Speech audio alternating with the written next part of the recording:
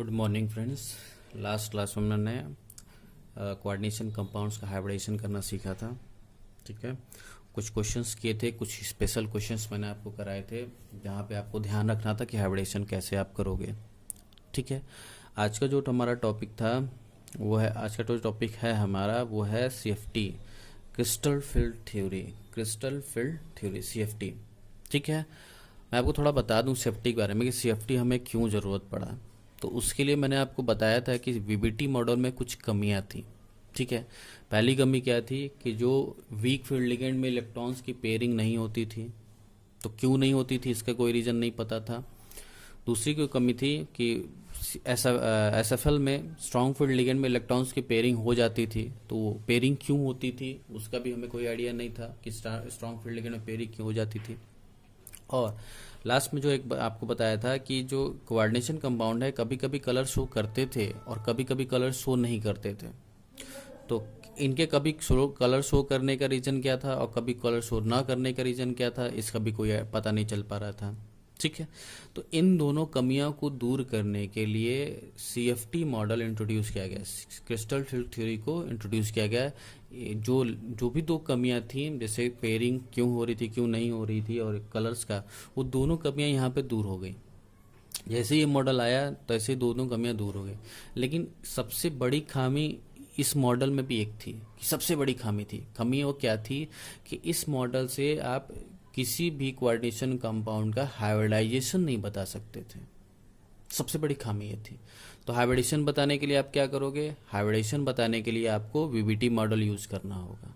ठीक है, हाँ, और आपको एक्सप्लेनेशन करना है कि क्यों पेयरिंग हो रही है, क्यों पेयरिंग नहीं हो रही है, कलर क्यों शो हो रहा है, कलर किस न्यूज शो हो रहा है। तो उसके लिए आपको CFT मॉडल यूज करना होगा।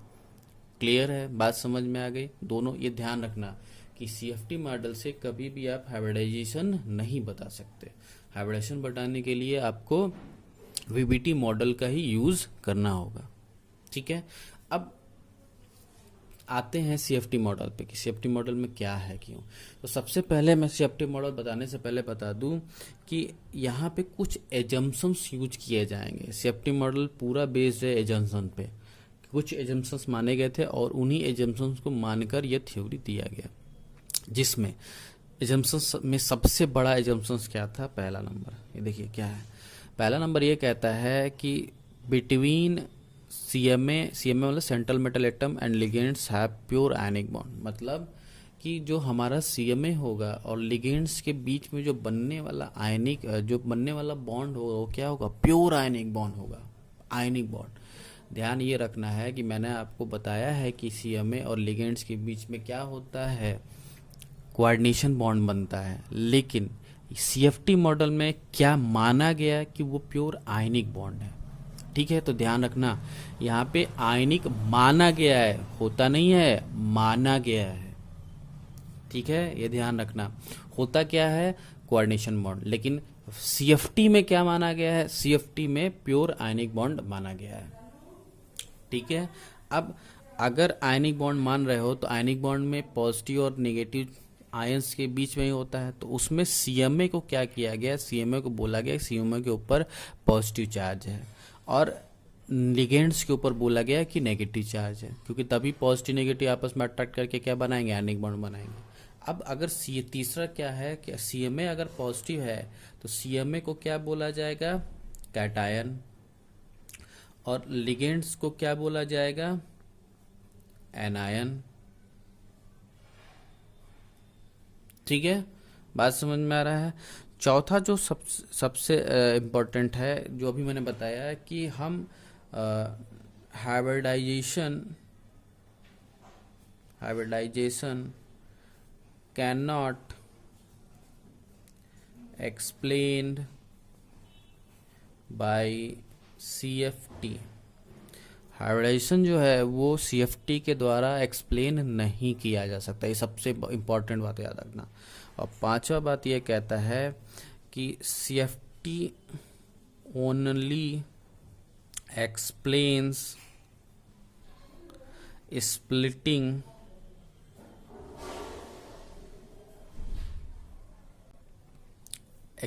CFT only explain splitting of D orbitals. CFT जो है वो स्प्लिटिंग के बारे में, स्प्लिटिंग क्या होता है, टूटना, बताऊंगा। डी ऑर्बिटल टूटता है, अभी आगे बताएंगे डी ऑर्बिटल टूटता है कैसे। तो सीएफटी सिर्फ किसके स्प्लिटिंग के बारे में बताएगा, डी ऑर्बिटल्स की स्प्लिटिंग के बारे में बताएगा, बाकी कोई और ऑर्बिटल की स्प्लिटिंग के बारे में नहीं बताएगा। ये ध्यान रखना, CFT model only explains splitting of D orbitals. Clear है। तो ये 5 एजम्पशंस आपको याद रखने हैं जो बहुत ही इंपॉर्टेंट है सीएफटी मॉडल को समझने के लिए। अगर आप इन 5 एजम्पशंस को याद नहीं रखोगे तो सीएफटी मॉडल एक्सप्लेन नहीं कर पाओगे। ठीक है, तो ये लिख लेना आप लोग अपने नोट्स में और ध्यान देना। ठीक है, अब थोड़ा सा बात करते हैं डी ऑर्बिटल्स की। थोड़ा सा आपको डी ऑर्बिटल समझा देते हैं, आपने पहले भी पढ़ा होगा लेकिन थोड़ा सा मैं भी आपको समझा देता हूँ। ठीक है, डी के पास 5 ऑर्बिटल होते हैं, जैसा कि हम हमारे एडिशन में भी देख रहे थे, 5 ऑर्बिटल होते हैं। ठीक है, उन ऑर्बिटल्स का नाम भी होता है, जैसे D X Y, D Y Z, D Z X, D X square minus Y square and D Z square. ये 5 ऑर्बिटल्स के नेम हैं, ये 5 ऑर्बिटल्स के नेम है। अब मैं 5 ऑर्बिटल का स्ट्रक्चर बना रहा हूँ। क्या बना रहा हूँ, स्ट्रक्चर, कैसे वो बनते हैं। जैसे डी हमें पता है एस स्फेरिकल शेप का होता है, पी डम्बल शेप का होता है, डी डबल डम्बल होता है और एफ कॉम्प्लेक्स होता है। तो ये डी है मतलब डबल डम्बल बनेगा, तो मैं इसका स्ट्रक्चर बना रहा हूँ। सबसे पहले मैं डी एक्स वाई बना रहा हूँ, तो ये वाई हो गया, ये एक्सिस एक्स हो गया। तो डी वाई को कैसे होगा, ध्यान रखना इन दोनों के एक्सिस के बीच में होगा। तो ये एक डम्बल और ये डबल डम्बल। ध्यान आपको ये रखना है कि जो भी डी एक्स वाई के बीच में ये डम्बल बनना चाहिए। तो ये किसका हो गया, डी एक्स वाई का। अब डी अगर वाई जेड का बनाओ तो इसको मान लो जेड, ये हो गया आपका वाई एक्सिस। तो डी वाई अगेन इसके दोनों के बीच में, तो ये सिंगल डम्बल, ये हो गया डबल डम्बल। ठीक है, तो डी हो गया डी वाई जेड। नेक्स्ट, अब डी जेड एक्स बनाओ, तो डी जेड एक्स कैसे बनेगा, ये हो गया आपका जेड, सॉरी ये हो गया आपका एक्स, ये हो गया जेड एक्सिस। ठीक है, कैसे, दोनों एक्सिस के बीच में। तो ये हो गया सिंगल डम्बल, ये हो गया डबल डम्बल। तो ये हो गया डी जेड एक्स। अब नेक्स्ट जो हमारा है D X square Y square का, तो ध्यान आपको ये रखना है, ध्यान रखना है ये वाई, तो ये एक्स एक्सिस, क्योंकि वाई एक्स यूज हो रहा है।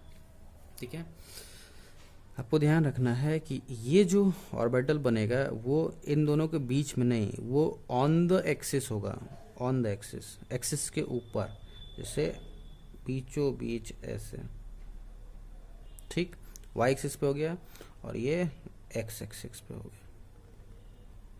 तो स्ट्रक्चर आपको ध्यान से आना चाहिए। ठीक है, और लास्ट हमारा है D Z x square, sorry Z x square. तो लास्ट में ये हो गया हमारा z या x या y, जो भी आप मान लो। ठीक है, इसका आपको कैसे बनाओगे, ये ऑन द z लाइन पर होगा। ठीक है, और यहाँ पर भी होगा थोड़ा सा ऐसा। ठीक है, तो ये हो गया आपका, ये एक ऐसा राउंड सा होता है। ठीक है, तो ये हो गया आपका डी जेड स्क्वायर। अब ये सब स्ट्रक्चर आपने पहले पढ़ा होगा, लेकिन मैं यहाँ बताने का कुछ रीज़न और है। देखो रीज़न क्या है, अगर आप ध्यान से देखो सारे स्ट्रक्चर्स को, जैसे यहाँ इसको देखो, इसको देखो, ये सारे तीनों तो एक जैसे हैं, तीनों एक जैसे हैं। ठीक है, और तीनों ही क्या है, एक्सिस के बीच में है। ठीक, इन दोनों को देखो, यहाँ पे जो डंबल है इसका वो ऑन द एक्सिस है, एक्सिस के ठीक ऊपर है, बीच में नहीं है। यहाँ पे भी देखो एक्सिस के ठीक ऊपर है। इसी वजह से इन जो तीनों हैं, इन तीनों को बोला गया ये जो ऑर्बिटल्स हैं कैसे ऑर्बिटल्स हैं, बिटवीन द एक्सिस वाले एग्जाम्पल हैं, बिटवीन द एक्सिस के बीच वाले ऑर्बिटल्स हैं, ठीक है। और ये दोनों जो ऑर्बिटल्स हैं इनको बोला गया ऑन द एक्सिस वाले ऑर्बिटल्स हैं। तो डी के पास अगर एक्सिस के हिसाब से देखो तो दो तरह के ऑर्बिटल्स हैं, एक बिटवीन द एक्सिस वाले और दूसरे क्या हैं, ऑन द एक्सिस वाले। बिटवीन द एक्सिस वाले 3 ऑर्बिटल हैं और ऑन द एक्सिस वाले 2 ऑर्बिटल हैं। कुल मिला के डी के पास 5 ऑर्बिटल है। अब इसकी जरूरत हमें पड़ेगी, क्यों पड़ेगी मैं अभी आपको समझाऊंगा, ठीक है। एक और खास बात कि सीएफटी मॉडल जनरली जो होता है वो सिर्फ 2 तरह के स्प्लिटिंग के लिए अवेलेबल है। पहला है आपके जो सिलेबस में भी है कि ऑक्टाहेड्रल स्प्लिटिंग क्या है, और दूसरा क्या है आपका टेट्राहेड्रल स्प्लिटिंग क्या है, ठीक है। तो ये सब पढ़ने के बाद हम सीधे चलते हैं एक्सप्लेनेशन ऑफ ऑक्टाहेड्रल स्प्लिटिंग पे। तो चलिए हेडिंग डालते हैं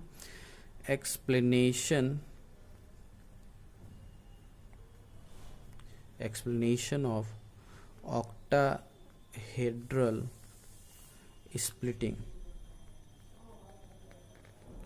कि ऑक्टाहेड्रल की स्प्लिटिंग कैसे हुई। हम आगे इसके बाद टेट्राहेड्रल की स्प्लिटिंग देखेंगे, ठीक है।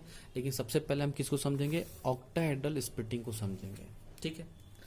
ऑक्टाहेड्रल स्प्लिटिंग समझने से पहले आपको ऑक्टाहेड्रल का स्ट्रक्चर समझना होगा, ठीक है। आप जानते भी होंगे फिर भी मैं आपको बता रहा हूँ। ऑक्टाहेड्रल में होता है जो टोटल 6 होंगे तब आपका ऑक्टाहेड्रल बनेगा। 4 प्लेन में, एक प्लेन के ऊपर परपेंडिकुलर और दूसरा प्लेन के नीचे परपेंडिकुलर। तो मैं यहाँ बना रहा हूँ, ये हमारा CMA हो गया, ठीक है। और प्लेन में 4, तो लिगेंड L फॉर लिगेंड है, और प्लेन के ऊपर एक लिगेंड और प्लेन के नीचे परपेंडिकुलर एक लिगेंड, ठीक है। तो मैं ऐसे बना रहा हूँ,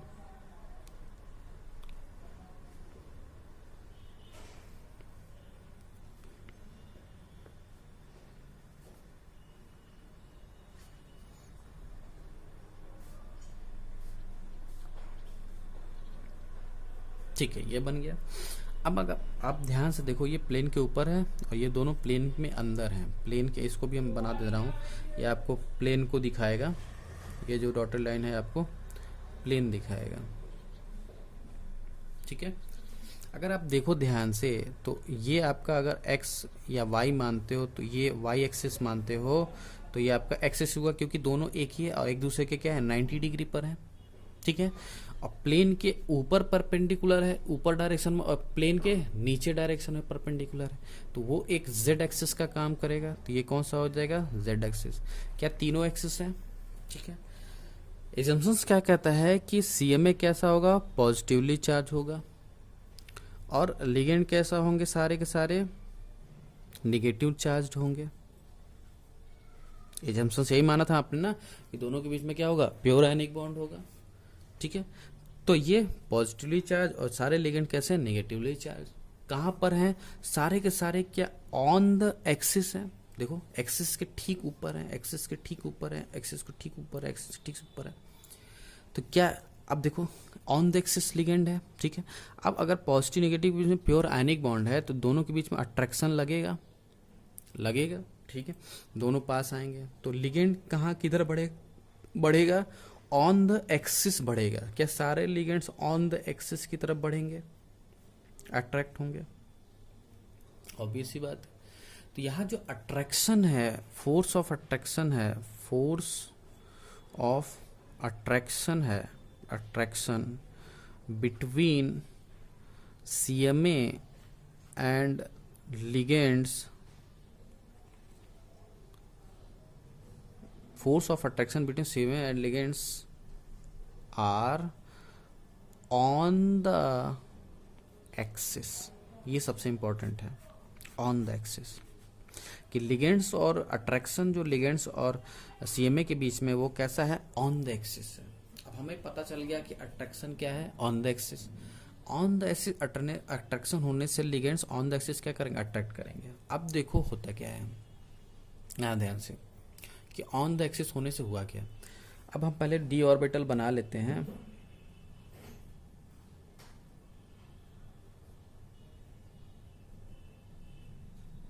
ये आपका होगा D X Y D Y Z D Z X D X square minus Y square D Z square. ठीक है, तो ये हमारा हो गया डी ऑर्बिटल।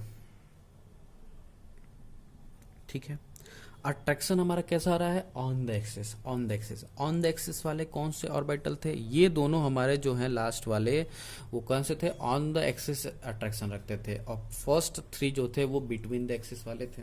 ठीक है, तो देखो होगा क्या है कि जब सारे लिगेंड्स आपस में अट्रैक्ट होंगे, क्योंकि सीएमए एक ही है, सारे लिगेंड्स एक दूसरे के तरफ अट्रैक्ट करेंगे, तो देखो यहाँ तो अट्रैक्शन होगा, लेकिन साथ साथ में क्या यहाँ निगेटिव नेगेटिव के बीच रिपल्सन भी होगा, बिल्कुल होगा, क्योंकि ये नेगेटिव नेगेटिव सारे हैं, जैसे से पास आएंगे इनके बीच में अट्रैक्शन तो होगा सीएमए के साथ, लेकिन एक दूसरे के साथ क्या होगा, रिपल्सन होगा, और रिपल्सन ज़्यादा, क्योंकि 6 लिगेंड्स हैं यहाँ पे सीएमए की है, तो रिपल्सन ज़्यादा हो जाएगा। तो देखो होगा क्या कि ये जो डी ऑर्बिटल है ड्यू टू लिगेंड्स के रिपल्सन की वजह से टूट जाता है 2 भागों में ये टूट जाता है। अब टूटने के बाद कैसे टूटता है वो मैं आपको बता रहा हूँ। देखो ये सिर्फ किसके लिए है, ऑक्टाहेड्रल के लिए। ऑक्टाहेड्रल में जब ये टूटता है तो रिपल्सन कैसा लग रहा है ज़्यादा, किस वजह से रिपल्सन आया, क्योंकि अट्रैक्शन ऑन द एक्सिस था, रिपल्सन भी ऑन द एक्सिस की वजह से हुआ है। तो ऑन द एक्सिस वाले ऑर्बिटल्स कौन से थे, लास्ट 2 वाले। तो ये जो 2 ऑर्बिटल हैं ऑन द एक्सिस वाले, ये ऊपर चले जाते हैं और नीचे 3 ऑर्बिटल रह जाते हैं बिटवीन द एक्सिस वाले। ये हो गया आपका D X square minus Y square D Z square, और ये हो गया आपका D X Y D Y Z D Z X. ठीक है, ड्यू टू रिपल्सन ये क्या हो गया, टूट गया। ठीक है, ड्यू टू रिपल्सन ये टूट गया, और टूट के ऊपर चला गया ऑन, क्योंकि रिपल्सन ऑन द एक्सिस की वजह से हुआ था, इसलिए ऑन द एक्सिस वाला रिपल्सन ज़्यादा फील करेगा, और इसलिए इसकी एनर्जी ज़्यादा होगी, और एनर्जी ज़्यादा होने की वजह से ही क्या है, ये ऊपर गया है। और इसकी एनर्जी कम होगी क्योंकि रिपल्सन बिटवीन द एक्सिस कम है, इसलिए ये नीचे रह जाएगा। तो ये आपको ध्यान रखना होगा कि ऑन द एक्सिस मतलब जो भी होगा, जैसे अभी आगे बिटवीन द एक्सिस में रिपल्सन ज़्यादा हो जाएगा तो वो ऊपर चला जाएगा, मतलब जिसके पास ऑन द एक्सिस या बिटवीन द एक्सिस जिसके पास भी रिपल्सन ज़्यादा होगा, जिस वजह से रिपल्सन ज़्यादा होगा वो ऊपर चला जाएगा। तो अभी किस वजह से रिपल्सन ज़्यादा हो रहा है, ऑन द एक्सिस की वजह से रिपल्सन ज़्यादा हो रहा है, तो इसलिए ऑन द एक्सिस वाले ऑर्बिटल कहाँ जाएंगे, ऊपर जाएंगे, और जो बच गए हैं वो नीचे रह जाएंगे। ऊपर जाने का मतलब क्या है कि एनर्जी बढ़ रही है, मतलब इसकी एनर्जी ज़्यादा है। तो यहाँ मैं साइन बना दे रहा हूँ कि एनर्जी का सिंबल है कि एनर्जी ऊपर की तरफ क्या है, इंक्रीज है, बढ़ी हुई है। ठीक है, अब एक बात ध्यान रखना कि जो 2 ऑर्बिटल मतलब जो ये वाले हैं, इनको एक नाम दिया गया EG, इनको क्या बुलाया जाएगा, इन ऑर्बिटल को EG, और जो 3 हैं उनको बोला जाएगा T2G, ये ध्यान रखना। अब इसको आप ऐसे भी आ सकते हो, ठीक है, कि जहाँ 2 ऑर्बिटल वहाँ 2 लेटर EG, जहाँ 3 ऑर्बिटल वहाँ T2G, ऐसे याद रख सकते हो, जरूरी नहीं है आपको याद रटना पड़े। ठीक है, आप ऐसे भी याद रख सकते हो। तो जहाँ 2 ऑर्बिटल वहाँ EG, जहाँ 3 ऑर्बिटल वहाँ पे T2G। क्लियर है। अब ये हो गया इसकी एवरेज लाइन, मतलब ये सारे ऑर्बिटल्स की एनर्जी की लाइन ये थी। ठीक है, ये मेन एनर्जी लाइन थी, लेकिन इस मेन एनर्जी लाइन से ये एनर्जी ज़्यादा हो गई और इसकी एनर्जी घट गई। ठीक है, तो जितनी इसकी घटी होगी उतनी ही इसकी बढ़ी, क्योंकि दोनों मिलके हमेशा क्या इसी एनर्जी के बराबर होंगे। इसी एनर्जी को हम बोलते हैं डेल्टा नॉट, और यही डेल्टा नॉट मैंने स्टार्टिंग में लिखा था। यही डेल्टा नॉट क्या होता है, CFSE, स्टार्टिंग मैंने लिखा हुआ था, देखो CFSE, क्रिस्टल फील्ड स्टेबलाइजेशन या स्प्लिटिंग एनर्जी, CFSE। तो यही जो डेल्टा नॉट है, जो एवरेज लाइन है, एवरेज एनर्जी है, वही आपका क्या है, CFSE है। तो ध्यान ये रखना, जितना ये घटेगा उतना ही ये ऊपर जाएगा, मतलब जितनी एनर्जी इसकी घटी होगी उतनी ही इसकी बढ़ी होगी, और दोनों मिला दो तो दोनों मिला के उतनी, क्योंकि जितना घटा उतना ही उसका बढ़ गया, तो दोनों मिला के क्या रहा, 0 रहा, मतलब न्यूट्रल रहा। मतलब इस लाइन पे आप मैच कर जाओगे।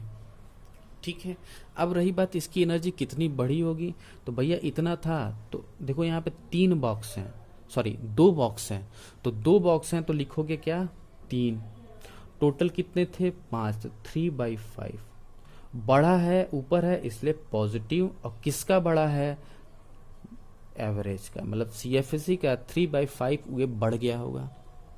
ठीक, नीचे घटा है तो नेगेटिव, कितने हैं 3 है तो 2, ठीक है 3 है तो 2, और कितने 5, किसका डेल्टा नॉट का, तो इसका 2/5 से घट गया होगा। दोनों को अगर जोड़ दो, दोनों को अगर आप मतलब प्लस और माइनस को साथ नहीं, प्लस माइनस तो बस ये सिंबल ये बताएंगे कि एनर्जी बढ़ रही है और एनर्जी घट रही है।